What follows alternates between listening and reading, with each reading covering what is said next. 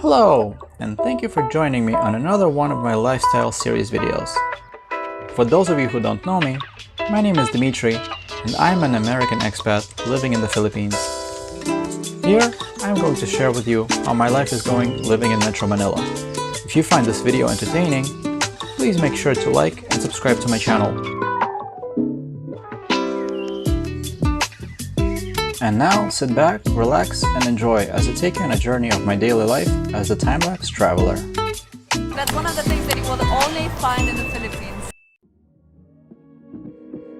Hello, and thank you for joining me on another restaurant tour.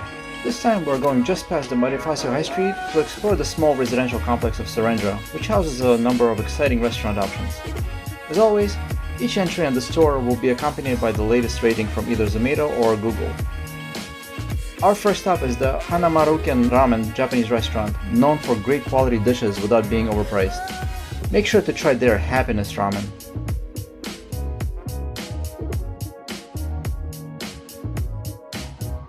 The Bedbird Korean restaurant is one of my personal favorites since I really love chicken.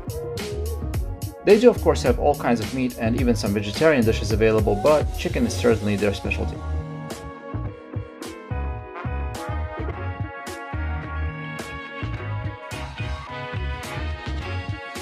The Queens of Bollywood is one of the few Indian restaurants in the neighborhood which automatically gets my attention. Besides the great taste that I can personally confirm, this restaurant is also known for their large portions, so bring your appetite when you come here.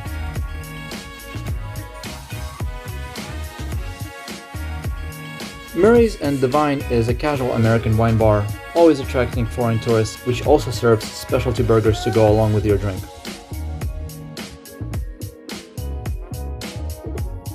The Abe fancy restaurant positioned on this corner is a place we will be visiting later in this tour.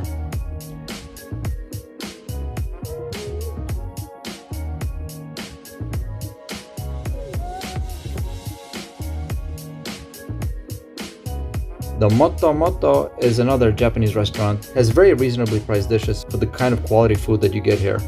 This is no simple diner.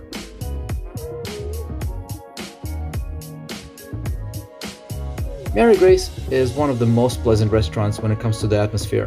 The comfort food gives you the feel of visiting your Lola's house, and their delicious pastries are a great way to finish your meal. Truly, there is no place like home.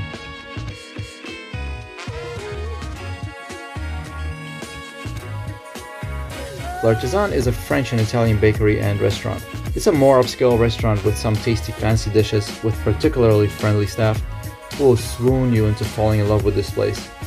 At least that's what seems to be the consensus, since their prices are a bit too high for my palate.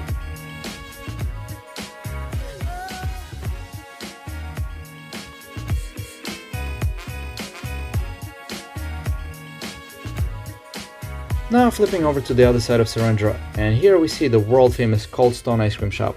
Here, creating frozen treats has been turned into a sort of art form where the dishes are massaged into their shape using a frozen slab of granite, or cold stone if you prefer. Definitely one of the more delicious treats that you can have anywhere, and you'll be sure to find something to love here.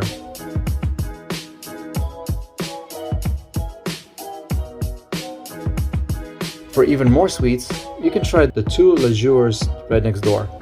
There aren't too many places to get a full-size cake, and this place is small, but it seems like there's plenty to enjoy.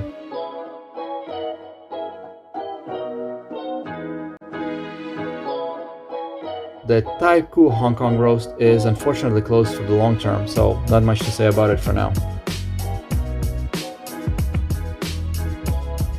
Don't worry, we'll check out this circle when we double back at the end of the block.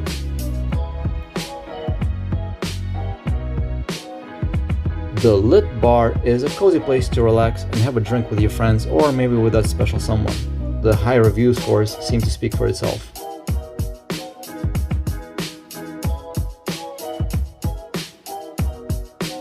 Next door is Larry's Cafe and Bar, which is also highly rated online.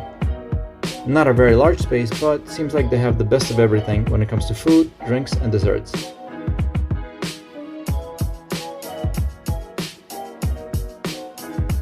Gino's Brick Oven Pizza only currently offers a walk-up window. They not only have some unique pizza options, but also have some craft beers that you will only find in this restaurant.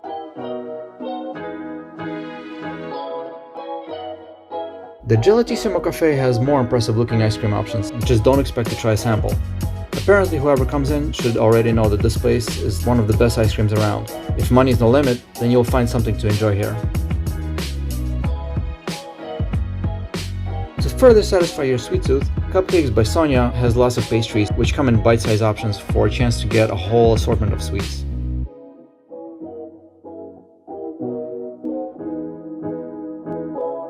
The Mogu Japanese restaurant, started by the famous chef Seiji Kamura, is where you can have some great sushi or steak dinners in a beautiful setting.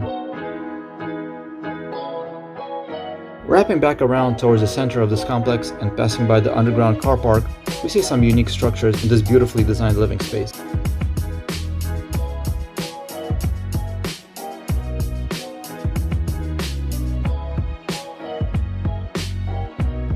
Now swinging back to Abe, a casual Filipino restaurant with a fancy looking atmosphere. This really seems like a place that Chris and I should seriously try one of these days.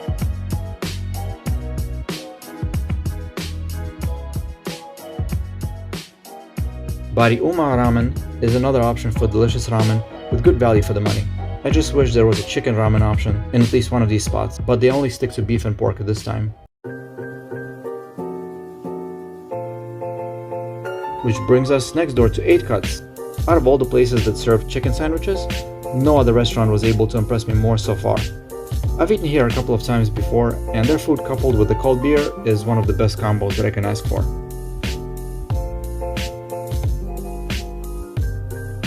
The Brown Cafe is a Japanese establishment which specializes in bubble lattes and milk tea, and being unique from most of the others in that they offer sit-down tables to enjoy your drink.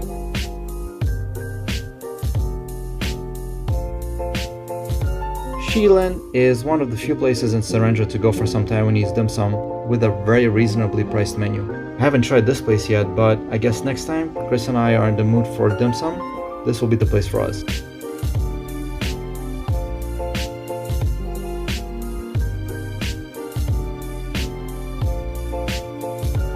You can also pick up some taters popcorn if all this fine dining isn't enough.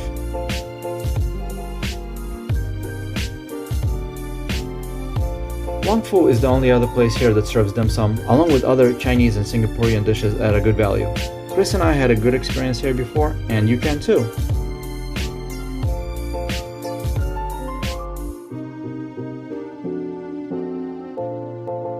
Next we have Conti's, one of Chris's top places to go out for some casual Filipino dining.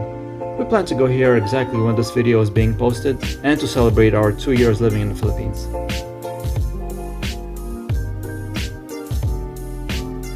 Zao is a Vietnamese restaurant with an extensive menu of very reasonably priced delicacies. We haven't been to this place yet, but looking over the menu, it makes me wonder what has taken us so long. Next time we're out for some Vietnamese food, we're sure to visit here.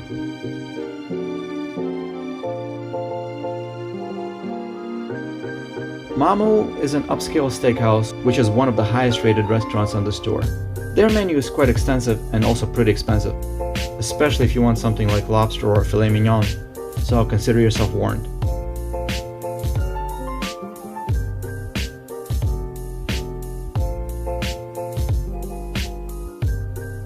Sabotan is a really popular fancy Japanese restaurant with a fairly pricey menu. The interior is very well designed for an inviting atmosphere, but what you get for it must be pretty special if the reviews are to be believed. The last stop on this tour is a bit unusual. The Art Bar is first and foremost a highly rated art store, but besides all the arts and crafts materials for those creatively inclined, you can also get a cup of coffee and a pastry while you're at it.